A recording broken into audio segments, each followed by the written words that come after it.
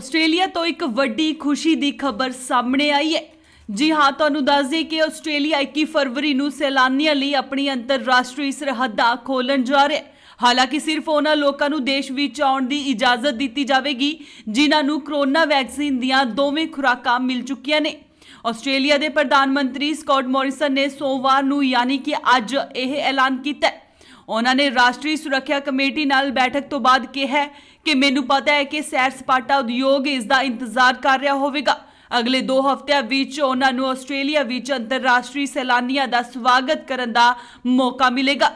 ਉਹਨਾਂ ਨੇ ਕਿਹਾ ਕਿ 21 ਫਰਵਰੀ ਨੂੰ ਆਸਟ੍ਰੇਲੀਆ ਆਉਣ ਵਾਲੇ ਲੋਕਾਂ ਲਈ ਕੋਰੋਨਾ ਵੈਕਸੀਨ ਦੀਆਂ ਦੋਵੇਂ ਖੁਰਾਕਾਂ ਲੈਣਾ ਲਾਜ਼ਮੀ ਹੋਵੇਗਾ। ਦੱਸਣਯੋਗ ਹੈ ਕਿ ਮੋਰਿਸਨ ਨੇ ਪਿਛਲੇ ਸਾਲ ਅਕਤੂਬਰ ਵਿੱਚ ਕਿਹਾ ਸੀ ਕਿ ਵਿਦੇਸ਼ੀ ਨਾਗਰਿਕਾਂ ਲਈ ਆਸਟ੍ਰੇਲੀਆ ਦੀਆਂ ਸਰਹੱਦਾਂ 2022 ਵਿੱਚ ਖੋਲ੍ਹ ਦਿੱਤੀਆਂ ਜਾਣਗੀਆਂ।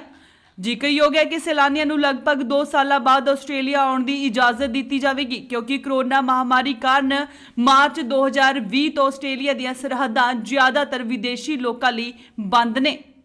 Bureau report, Indos TV, Australia.